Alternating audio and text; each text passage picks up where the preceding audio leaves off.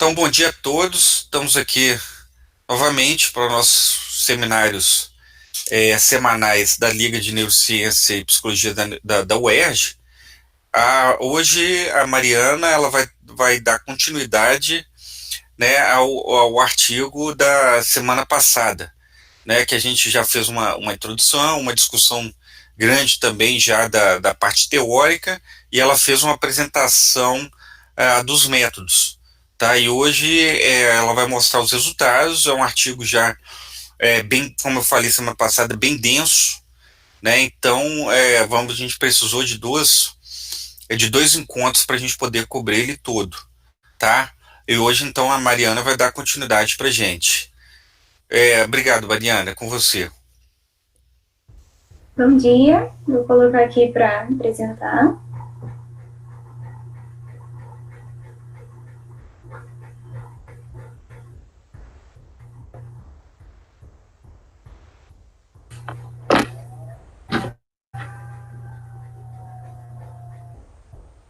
Vocês conseguem ver?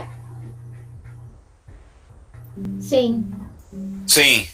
Beleza, eu vou passar rapidinho essa parte que a gente já apresentou na outra semana, só para a gente lembrar, e aí eu vou para os resultados.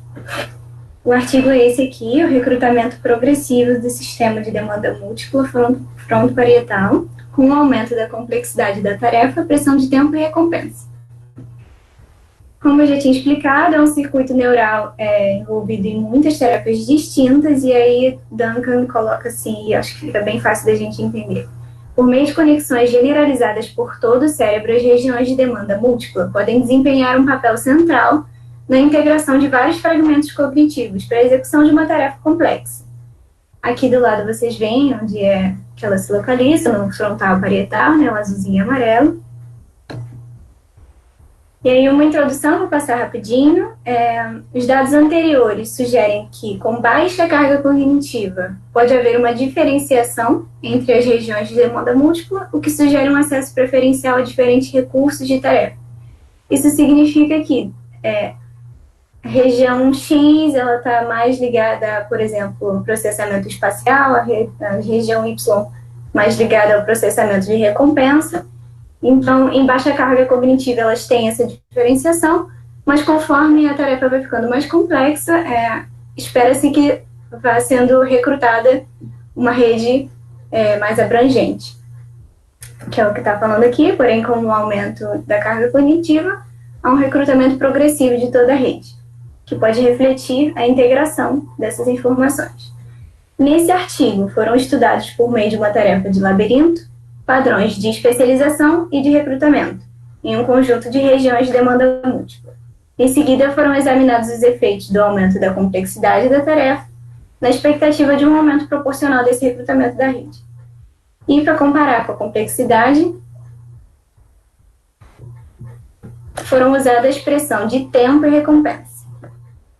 Os métodos, por se tratar de uma tarefa de processamento espacial, também foram registradas as sacadas visuais para avaliar sua contribuição potencial para a atividade.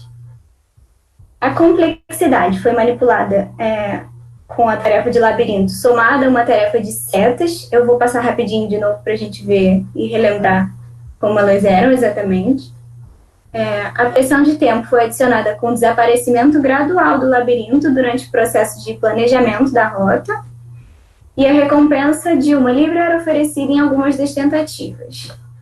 Detalhes da análise. Teve a sessão pré-escaneamento, a sessão de escaneamento em si, todos os dados foram coletados por ressonância magnética. A tarefa era mais ou menos assim. Eles avisavam qual seria a tarefa, aparecia 1 segundo na tela. Depois você tinha 1 segundo de intervalo, e aí o processo de planejamento. Dependendo da atividade, ele ia te mostrar um mapa, enfim. E você ia fazer o planejamento, depois de um intervalo de 2 segundos, você tinha que fazer a execução. E depois você tinha o feedback da sua resposta. Intervalo de 1 segundo e aí começava a próxima tarefa. A linha de base, que era só para ver como era sem atividade de tarefas, exatamente. Os participantes só precisavam indicar o mais rápido possível quando o labirinto ia desaparecer, não houve execução. Labirinto simples, você planejava, olhando aquele primeiro quadrinho, e executava assim, da forma como aparece no segundo quadrinho, sem nenhuma barreira, você tinha que fazer o mesmo caminho do planejamento. Essa execução era só para garantir que os participantes realmente estavam planejando, tanto que elas só aconteciam 25% de todos os ensaios. Tarefa de setas, você devia indicar na execução quais setinhas apareceram no momento do planejamento. Labirinto e seta com aumento de complexidade, você fazia as duas tarefas ao mesmo tempo, tanto a resolução do labirinto quanto indicando as setinhas. Pressão de tempo era aquilo que eu tinha dito, o labirinto ele sumia, então você até podia planejar depois que ele já tinha sumido, só que ele levava 1 segundo na tela, o que já dava uma pressão maior, né, da pessoa resolver mais rápido. E a recompensa é que, se houvesse a execução e você acertasse a execução desse labirinto desaparecendo, você ganharia uma livre, isso aumenta também a expectativa da pessoa de acertar. Então vamos agora sim para os resultados. No comportamento, foi observado tempo de resposta. No planejamento foi mais curto na condição de linha de base do que nas versões mais complexas da tarefa, como esperado, né? Assim como a precisão nessa execução, elas foram maiores na tarefa de labirinto e seta simples do que nas condições complexas, né? Ficava mais difícil, era mais chance da pessoa errar. Aqui embaixo dá para ver, ó, no quadrinho, o tempo de resposta ele vai ficando maior aqui na condição complexa e a precisão ficando menor na condição complexa, se comparado aqui com as versões simples das tarefas. Os resultados de imagem. Aqui tem bastante sigla, eu vou falar o nome exatamente de quais áreas são, mas não se preocupem porque tem aqui, ó, em vermelhinho eles indicam qual é a área, aqui a sigla, então dá para vocês entenderem. O contraste entre a linha de base e as tarefas simples foi significativo no córtex frontal, na verdade no sulco intraparietal, aqui no córtex frontal lateral posterior dorsal, também na área motora pré-suplementar e córtex cingulado anterior, e também na área motora, certo?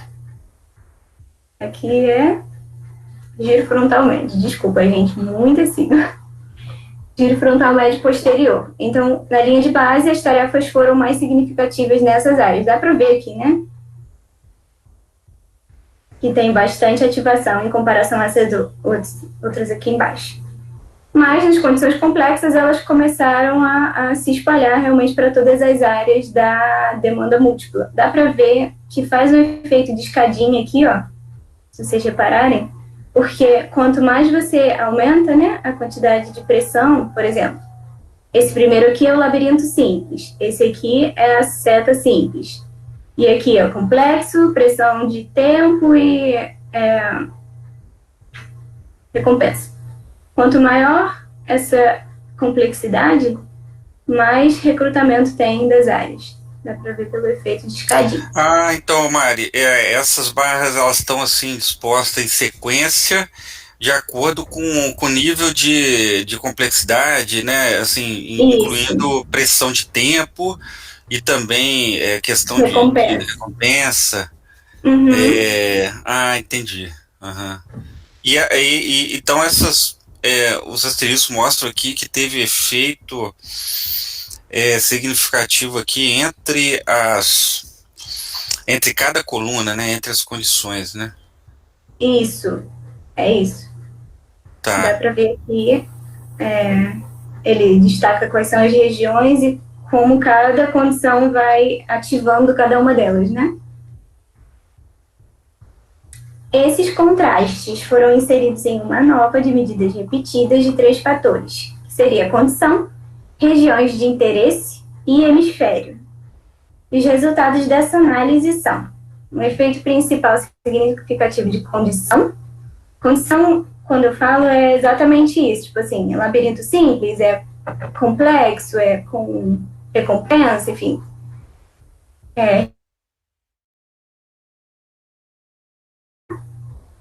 com o aumento da complexidade das tarefas. Um efeito principal de região de interesse, que indica uma ativação geral muito mais forte para algumas delas. Então, é o que eu falei anteriormente também.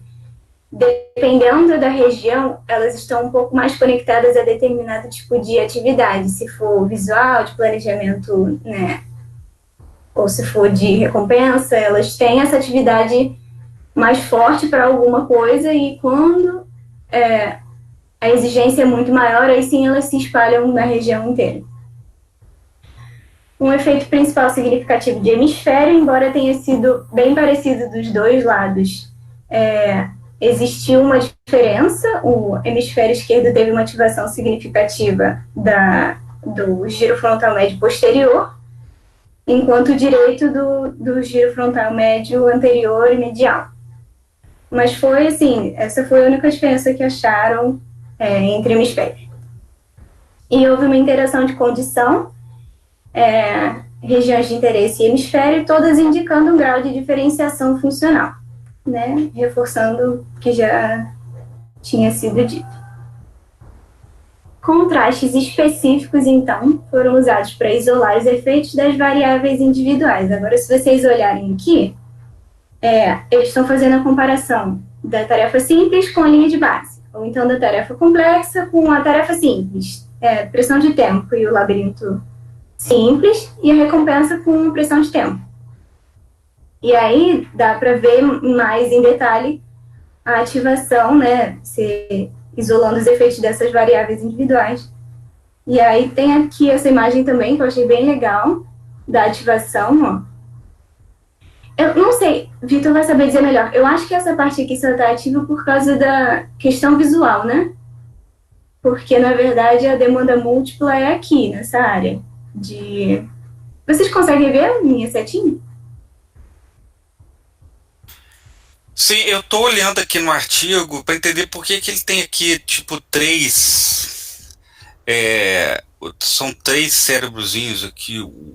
Eu acho que assim, o primeiro é a tarefa, por exemplo, aqui na letra B.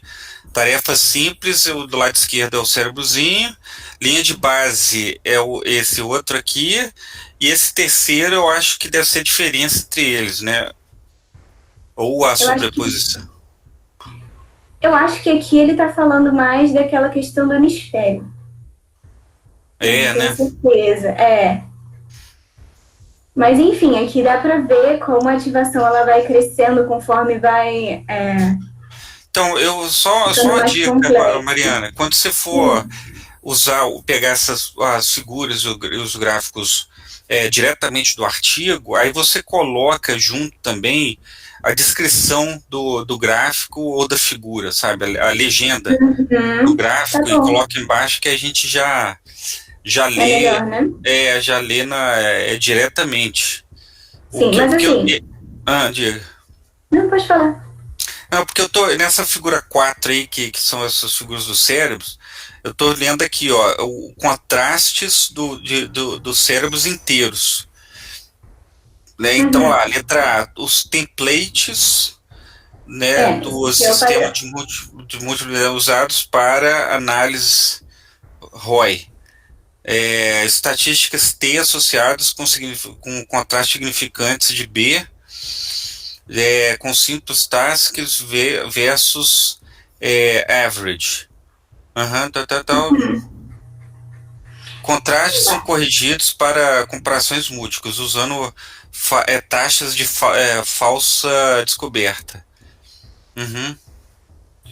Então, é a questão do contraste mesmo, assim. O que eu entendi é que é exatamente isso. Ele está mostrando a ativação aqui da tarefa simples, aqui da tarefa complexa, comparando com a tarefa simples, aqui quando você inclui a pressão de tempo, e aqui quando você inclui a recompensa. Tanto que aqui nessa pressão de tempo... Posso dar uma contribuição? Claro. Por favor. Os gráficos, eles são frutos da diferença entre o que seria a ADM padrão e a ativação dentro de cada tipo de tarefa, né? Então, ele tem os gráficos aqui pareados, que tá no lado esquerdo dela, né? Para cada situação. E no lado direito é a figura que está mostrando essa diferença. É um menos o outro, né? Então, quando você tira a diferença, o que aparece? É isso que está mostrando. E aí, obviamente, aqui é lado direito do cérebro, lado esquerdo do cérebro e face medial, né? São as três figurinhas do cérebro. Então, a B é a tarefa simples menos o base, né? Que seria o sem tarefa. Né? No C é a tarefa complexa menos a tarefa simples. E aí você vai vendo a modificação da ativação dessa network, dependendo do tipo de atividade, do tipo de tarefa que o indivíduo vai realizando e a pressão associado a essa tarefa, seja uma pressão por tempo, seja uma pressão por recompensa.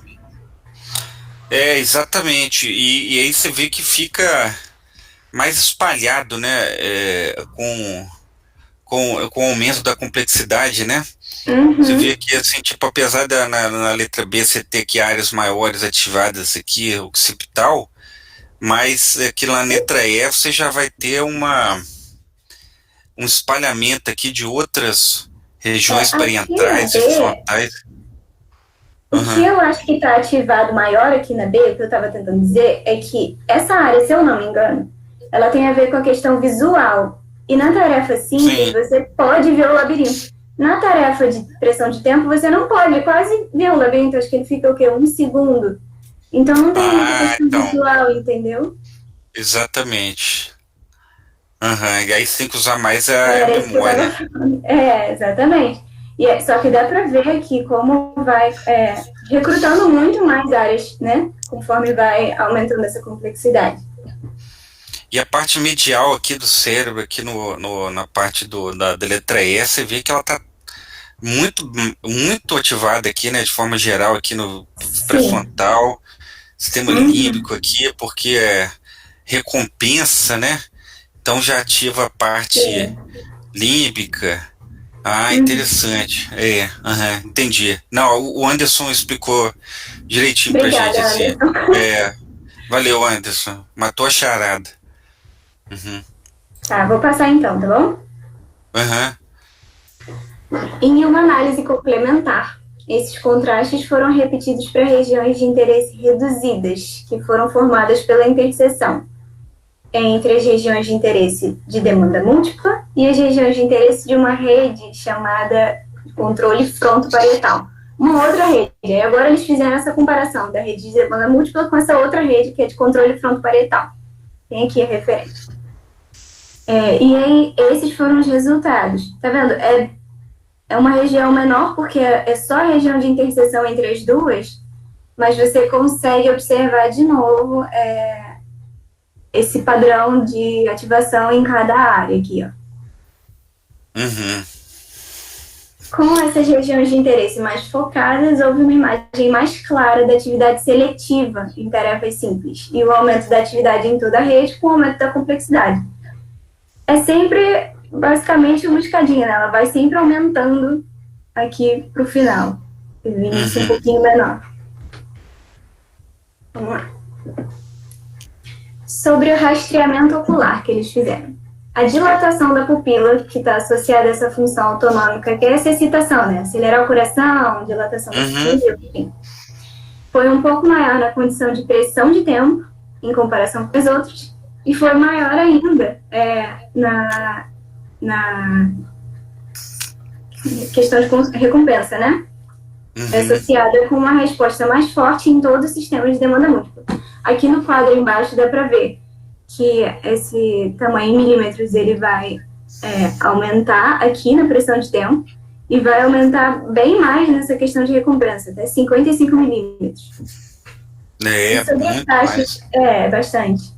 E sobre as taxas de sacada, foram maiores na condição de labirinto simples em relação à pressão de tempo, porque, tecnicamente, essas duas tarefas são iguais, com a diferença de que na pressão de tempo o labirinto some. Só que isso foi suficiente para diminuir bastante aqui, porque provavelmente não tinha mais o planejamento visual por tanto tempo. Então, reduziu bastante a sacada nesse sentido, foi o que eles encontraram. Mariana, volta aí rapidinho. Essa tabelinha você que fez, então, né? Eu só traduzi, na verdade eu tirei do Ah, tá. artigo. Uhum. Não, quando essa tabelinha ficou boa, porque ela está traduzida, a gente pode ficar mais fácil para ler diretamente. Quando você for fazer tabela desse jeito, igual você fez, pode colocar ela maior, assim, quase que do tamanho da metade da tela, pelo menos, que aí Beleza, fica mais fácil de visualizar. Uhum. é verdade, tá bom. E as discussões, para finalizar, que surgiram com esse estudo. A primeira delas, que eu acho que todo mundo já imaginou, mais trabalho é necessário para estabelecer se os resultados são específicos para tarefas com elemento espacial forte, ou se elas são aplicadas para outros domínios cognitivos, né? Agora, o córtex frontal lateral posterior dorsal e o sulco intraparietal são áreas de controle visual. Portanto, era esperado que essa atividade sacádica correspondesse, né, fosse a mesma medida da ativação dessas áreas. Porém, a taxa de produção de sacada foi bem similar para as tarefas complexas e simples. Só que a complexidade aumentou significativamente a atividade do sulco intraparietal.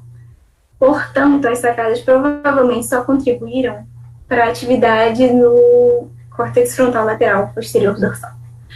Eles encontraram essa diferença e aí, né, precisa continuar o estudo para dizer exatamente o que influenciou mais no sulco intraparietal. Outras considerações aqui. Embora as 3 manipulações tenham mostrado um padrão de correcrutamento da demanda múltipla, também houve diferenças quantitativas claras entre as regiões de interesse. Para a complexidade, o efeito mais forte foi visto no IPS. Né? Ele tem acesso mais imediato a características espaciais da tarefa, portanto, é mais sensível ao aumento da demanda espacial de labirinto intercalado com as setas. Para a pressão de tempo, o efeito foi observado com mais relevância na ínsula anterior e no opérculo frontal.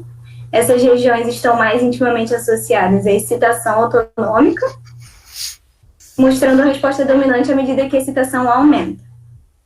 Em pró-recompensa, a ativação partiu inicialmente da área motora pré-suplementar e córtex cingulado anterior, sendo essa uma área conhecida pela sensibilidade a esse tipo de estímulo.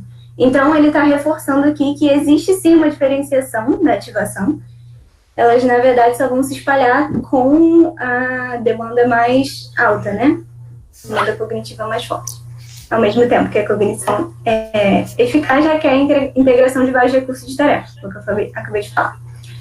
Quando a pressão de tempo e a recompensa impulsionam a excitação autônoma e o esforço mental, esse esforço deve estar especificamente vinculado às operações espaciais de labirinto de processamento de setas, ou seja, precisa exatamente dessa integração que reflete o amplo recrutamento da demanda múltipla para todas as manipulações de tarefas.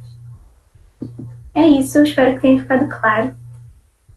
Aqui estão as referências que foram citadas e eu vou disponibilizar esse slide no nosso Drive. Tem aqui a legenda, se vocês precisarem, para olhar as regiões, tá? Obrigado, Mariana. Foi um artigo bem denso aí, né? E grande, né? Porque ele teve não só muita informação por metro cúbico, mas assim, muitos metros cúbicos também, né? Então, mas aí você conseguiu destrinchar para gente e para mim ficou claro ali vendo os resultados de acordo com dividido pela complexidade das tarefas né, e das demandas e também as áreas de ativação. Assim, é uma coisa meio que, entre aspas, óbvia, porque obviamente ele vai, quando ele aumenta a complexidade, ele também está colocando novas condições de teste, né? Então, assim, não é exatamente o mesmo teste, é o teste com outras condições. Então, logicamente, a gente esperaria que, né, essas novas condições recrutassem novas redes, né, para poder para o indivíduo dar conta da demanda, né? Então é uma coisa assim, quase que sobreposta.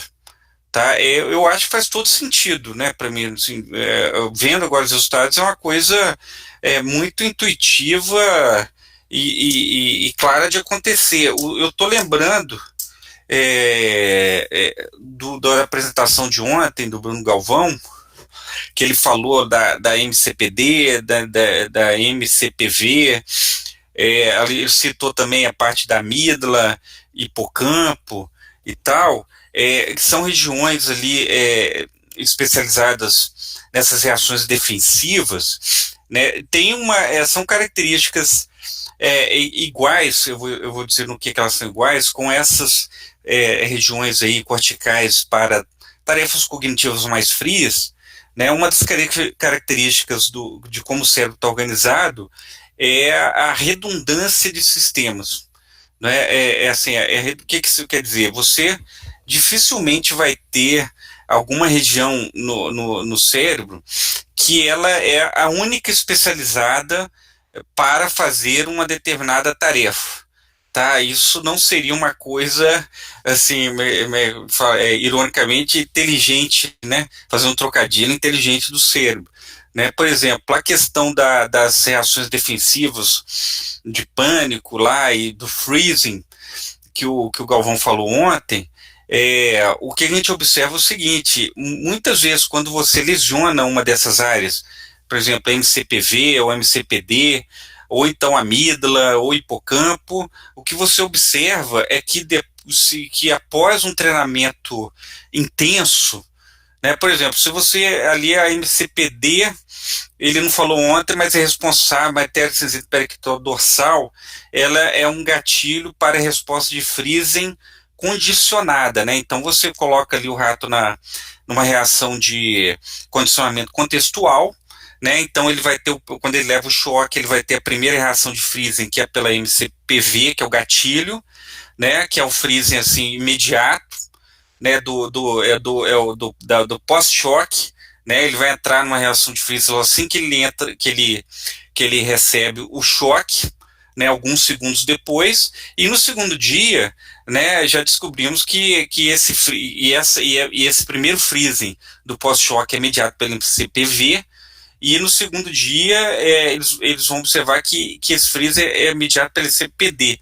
Como ele falou, ali no aqueduto cerebral, você tem a população superior, inferior, dorsal e ventral, que vão ter as suas saídas comportamentais. Mas mesmo se você conseguir inativar a MCPD e você fazer um treinamento intenso de condicionamento contextual, o animal ele vai demonstrar a resposta de freeze da mesma forma, sabe? Por quê? Porque existem muitos outros sistemas acessórios redundantes que vão fazer com que o animal tenha aquela resposta defensiva necessária, né? No caso, assim, por isso que a ansiedade é uma coisa, né? Uma situação assim tão difícil de lidar, porque se você tem um sisteminha que não está funcionando legal, se você, entre aspas, ali conseguir equilibrar através de terapia ou através farmacologicamente, se houver um desequilíbrio geral no indivíduo, aquele ali vai migrar, aquele desequilíbrio, né, de disparo neuronal vai migrar para uma outra região que também é responsável pelo mesmo comportamento, né? Então, assim, a base do cérebro é essa redundância. E eu acho que ficou bem claro ali, no, né, nos seus dados aí que você mostrou, que muito possivelmente, mesmo pessoas que tiveram algum tipo de lesão por acidente, acidente assim, físico, acidente vascular cerebral, que poderiam perder, né, alguma dessas regiões que você mostrou ali, que vai ampliando a rede, né, para partes frontais, para regiões da ínsula, para regiões límbicas, né, vamos supor que essas regiões tenham sido lesionadas, né, ainda assim, usando essas regiões para as tarefas mais simples, né, o cérebro encontraria uma forma de expandir, né, para outras redes ali próximas, para que o indivíduo conseguisse fazer essa tarefa de maior demanda. Estão entendendo o raciocínio? Né? Então, é uma questão de redundância, né? Ele vai sobrepondo ali as tarefas, né? Então, quando ele tem lá naquela letra B, né, que é naquela primeira tarefa simples, que ele tinha muita ativação dali do córtex occipital, e aí depois você foi aumentando a demanda, foi aumentando a complexidade, então ele dava, por exemplo, uma diminuição da ativação no córtex occipital para uma ativação mínima e aumentava a ativação de outras áreas. Aí você pulava de fase, diminuía um pouco aqui e aumentava aqui. Então, estão conseguindo visualizar? Né? Então, é um sistema de sobreposição e de redundância. Né? Então, eu acho que os dados foram feitos assim, foram encontrados de forma muito elegante. Né? Eu gostei muito da questão do movimento sacádico, né? Eu sabia que eles usavam muito isso. Eu até cheguei a usar durante um tempo, até com o ratinho mesmo, eu já adaptei essa questão do movimento sacádico no computador. Você pode marcar o rato e ver o movimento dele. Né? Você marca o que você quiser. Mas usar com o template do labirinto, né, para você conseguir sobrepor para onde que o indivíduo está olhando no labirinto e ao mesmo tempo ativação na ressonância magnética funcional, eu achei assim muito elegante, muito interessante, né, Mariana? E aí um artigo para neuropsicologia bastante interessante. O que vocês acharam? Achei muito rico, muitas informações legais. Achei bem, apesar de ter sido complexo, né, tipo, demora um pouco mais para a gente entender, também ele dá muita informação legal. Os trabalhos de ressonância magnética, geralmente eles são bem, assim, são muitos dados, aí você tem que ter uma habilidade para conseguir corrigir, né, então, corrigir assim, fazer a limpeza, né, para encontrar, para você chegar ali numa estatística T, valores de beta, até chegar naquilo ali é bem complicado. Posso dizer o que eu achei interessante no trabalho? Que a gente, intuitivamente, a gente acha que a tarefa sendo a mesma, independente da pressão que você esteja sofrendo, o teu recurso cognitivo vai ser o mesmo, porque a tarefa é a mesma. E o que o trabalho mostra é que não. Né? Por exemplo, se a gente pedir para a Mari fazer uma tarefa X, no caso ali uma tarefa de navegação visoespacial, né? Mas nessa tarefa, e dar um X tempo para ela, a pressão é por tempo, o cérebro dela vai funcionar de uma forma. Agora, se eu fizer uma mesma pressão, só que agora a pressão ela vai ganhar ou não vai ganhar dinheiro, dependendo do resultado da tarefa, o cérebro dela vai funcionar de uma outra forma, apesar da tarefa ser a mesma. Ou seja, o tipo de pressão imposta envolve a ativação de áreas diferentes dessa network de múltipla demanda, né? Isso que eu acho que é bastante interessante, né? E aí tem um aspecto da singularidade, é que você pode ter um indivíduo que funciona muito bem, para uma mesma tarefa, um indivíduo funciona muito bem quando uma pressão é por tempo, mas se envolver dinheiro, por exemplo, ela não vai funcionar nada bem, não vai conseguir resolver, vai ter dificuldade, porque as áreas envolvidas, né, como reforço para realizar a tarefa, ela depende do tipo de pressão que você está sofrendo. Eu acho que isso que é legal no trabalho, né? Isso que é legal no trabalho. Não, e aí tu vê que as vias de recompensa, elas são importantíssimas. Sim. Quando envolve dinheiro, quando envolve... Você pegou na questão, assim, até numa questão social aí, assim, né, porque você vai mudar condições aí de estímulo para o indivíduo que podem mudar, né, a forma como ele vai encarar aquela tarefa, né? Por exemplo, eu vou pedir para a Mari fazer tivesse pedido para ela fazer a apresentação, né, desse artigo, eu ia dar, não, você vai ter que fazer de hoje para amanhã, valendo nota. Ia ser, né, uma outra situação, né? essa pressão. Por isso, assim, a gente entende como alguns sistemas aí de educacionais podem funcionar, né? Porque será que se. Eu acho que quando você força demais, você pode perder informação. Então, por exemplo, ó, Mariana, vamos supor, você vai ter que agora apresentar o próximo artigo desse mesmo autor para amanhã, valendo sua nota desse semestre. Tá? Então, eu aposto que ela ia se sentir bem mais motivada, né? A motivação não está associada com prazer, né? Pelo contrário, na maioria das vezes é com reforço negativo, né? Você tirar uma sensação de desprazer.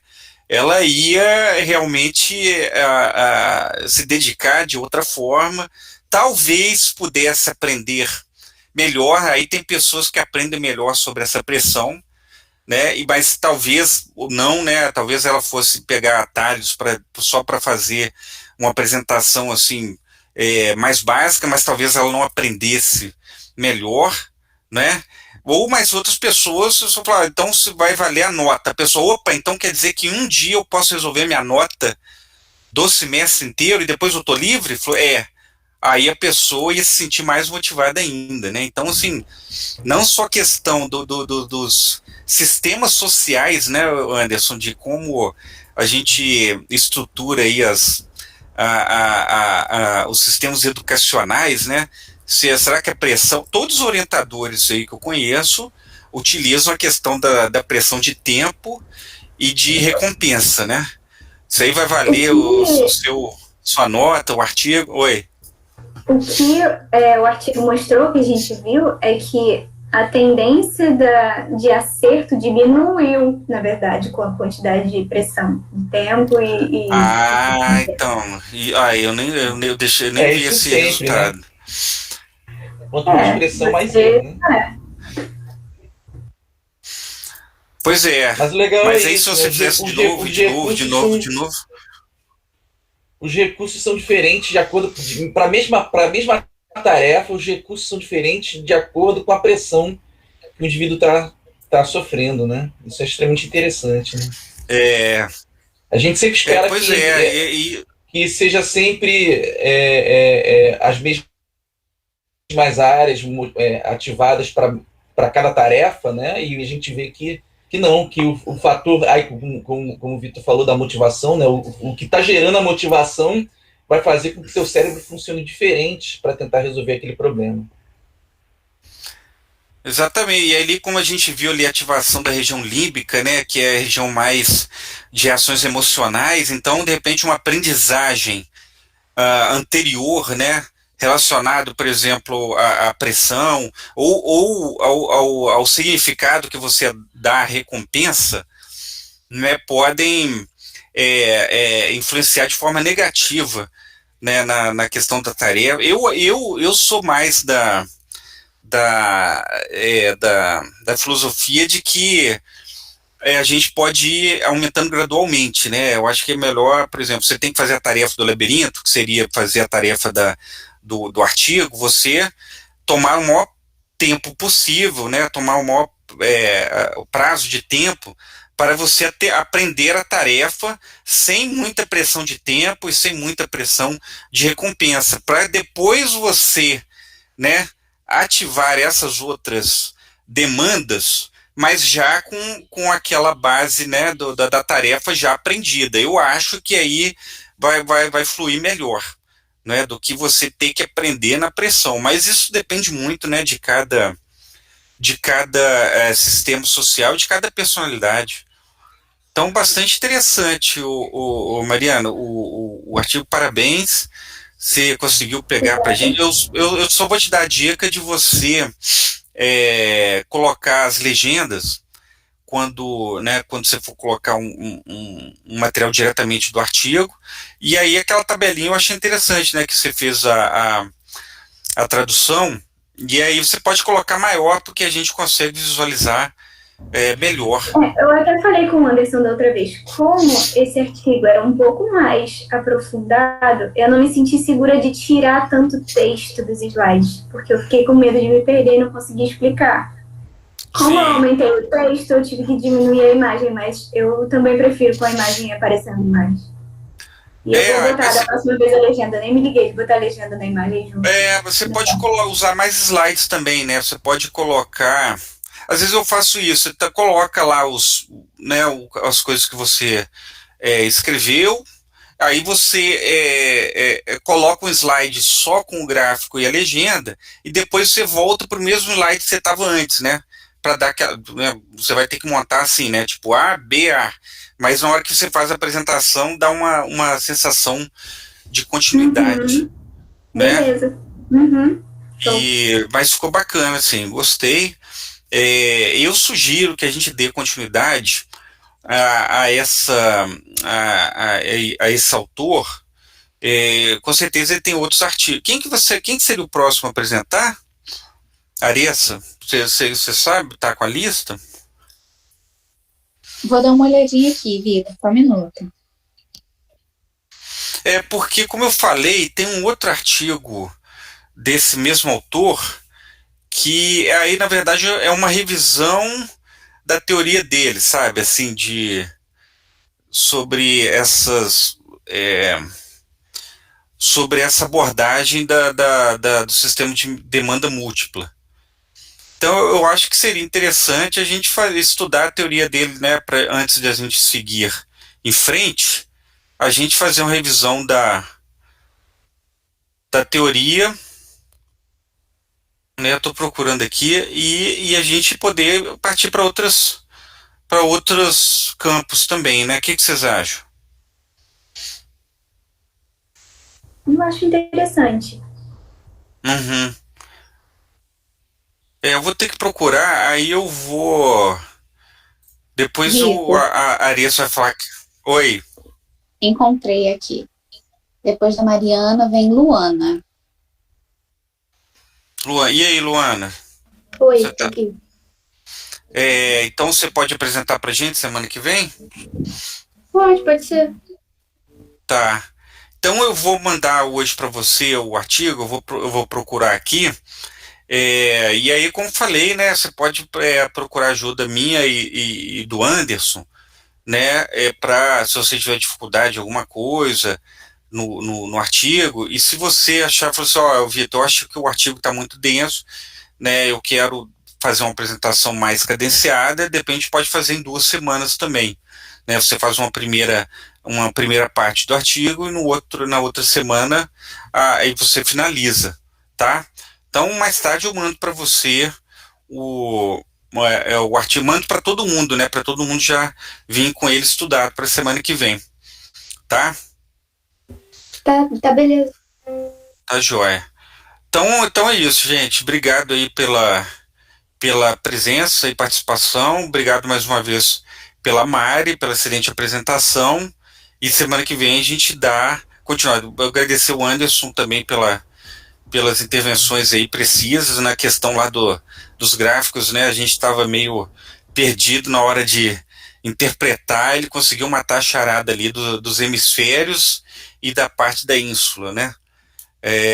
E por isso que é importante a gente sempre fazer esses trabalhos, os seminários em grupo, que a gente aprende muito mais, né? Então tá, aí eu mando para vocês durante a semana, quer dizer, eu até hoje, no máximo amanhã, tá, Luana? Se eu esquecer, porque aí eu desligo aqui e vou fazer outras coisas completamente diferentes, aí o meu sistema de demanda múltipla, ele provavelmente é limitado, ele não tem memória prospectiva direito, que é um problema para a gente, mas aí você me dá um toque, tá bom? Então é isso, gente. Até a próxima semana. Qualquer dúvida, mandem lá no nosso grupo. Tá? Um abraço.